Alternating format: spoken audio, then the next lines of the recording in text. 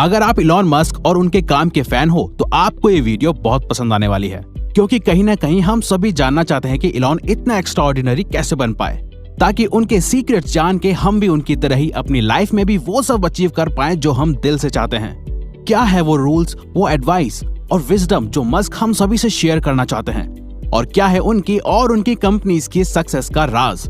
आइए जानते हैं इन पॉइंट्स के साथ जो मस्क खुद फॉलो करते हैं और हमें भी सिखाना चाहते हैं। Number 1, work for purpose not for money. Elon Musk कहते हैं, पेपैल से निकलने के बाद मैंने सोचा, खैर अब और वो कौन सी ऐसी प्रॉब्लम्स हैं जो ज्यादातर ह्यूमैनिटी का फ्यूचर अफेक्ट कर सकती हैं।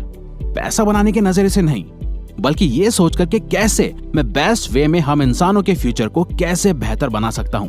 क्योंकि मेरी नजरों में सिर्फ ज्यादा पैसा होना सक्सेस नहीं है।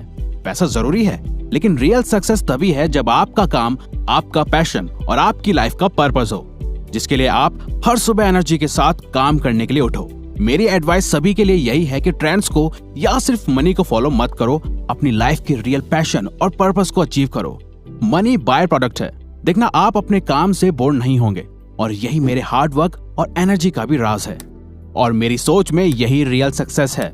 Number 2, work super hard with focus. ये एक एडवाइस इलॉन हम सभी को देना चाहते हैं, अब चाहे कोई यंग एंटरप्रेन्योर हो या स्टूडेंट।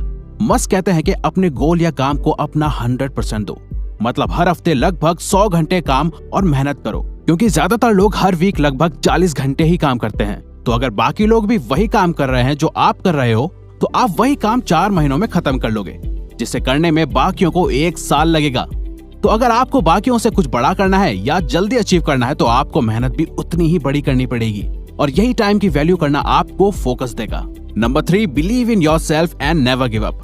मस्क ने अपने एक इंटरव्यू में बताया कि जब मैं अपनी कंपनी स्पेसएक्स स्टार्ट करने वाला था तो काफी लोगों ने उन्हें समझाने की कोशिश की कि ये आइडिया क्रेजी और नामुमकिन है। इवन मेरे एक करीबी दोस्त ने ब्लास्ट और फेल होते हुए रॉकेट्स की एक पूरी वीडियो सीरीज कलेक्ट की और मुझे फोर्स करके उसे दिखाया, ताकि मैं अपना आइडिया ड्रॉप कर दूं, क्योंकि उसे मेरी फिक्र थी कि मैं अपना सारा पैसा बर्बाद ना कर दूं।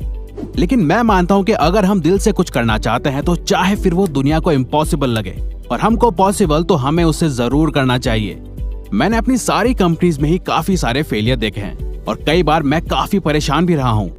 इवन एक कंपनी स्टार्ट करना कांच के टुकड़ों को निगलने के बराबर है, लेकिन मैं कभी गिव अप नहीं करता। I never give up. Number 4, take risks now, do something bold.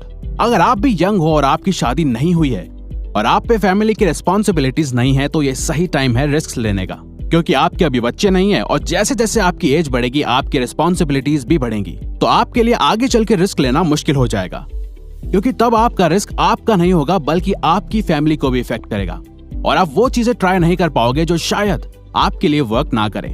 तो इसीलिए यही सही वक्त है रिस्क लेने के लिए।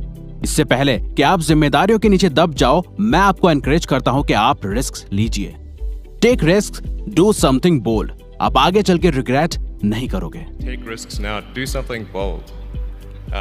You won't regret it. Thank you. Number 5, right criticism is important. बेशक हमें उन लोगों को इग्नोर करना चाहिए जो हम पे और हमारे गोल्स पे शक करते हैं, लेकिन असल में हमारे लिए राइट क्रिटिसिज्म भी बहुत जरूरी है। एक वैल्यूएबल और सही क्रिटिसिज्म हमारे लिए गोल्ड की तरह हो सकता है, जो हमें हमेशा ढूंढना चाहिए ताकि हम हमारे प्रोडक्ट या सर्विस की कमियों को बेहतर बना सकें। लेकिन वो तभी होगा जब हम ये मान ले कि हाँ, शायद मैं भी गलत हो सकता हूँ या मैं भी गलती कर सकता हूँ। और एज एन एंटरप्रेन्योर आपका गोल होना चाहिए कि आप कम गलतियां करो। तो सही फीडबैक और क्रिटिसिज्म से ऑफेंड होने की जगह आप उस पे फोकस करो। लेकिन इसी के साथ आपको स्मार्टली इस बात की नॉलेज भी होना जरूरी है कि कौन सा क्रिटिसिज्म सही है और कौन सा नहीं। तो फीडबैक और क्रिटिसिज्म का फायदा उठाओ। Number 6, look for problem solvers. अगर आपको किसी प्रॉब्लम की जड़ तक जाने में मुश्किल हो रही है और काफी मेहनत के बाद भी अगर आप कोई रिजल्ट और सॉल्यूशन नहीं निकाल पा रहे हो, तो आप ऐसे लोगों के साथ वक्त बिताओ जो प्रॉब्लम सॉल्वर्स हो। क्योंकि मैंने खुद ने रॉकेट साइंस के बारे में अपनी नॉलेज उस फील्ड के एक्सपर्ट लोगों से डिस्कस करके और बुक्स पढ़ के ही डेवलप की है।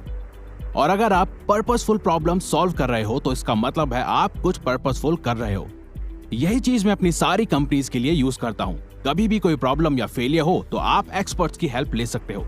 इसीलिए इलॉन हायरिंग इंटरव्यू में जॉब कैंडिडेट से एक क्वेश्चन हमेशा पूछते हैं, मुझे बताओ कि तुमने अब तक सबसे ज्यादा डिफिकल्ट प्रॉब्लम क्या और कैसे सॉल्व की है।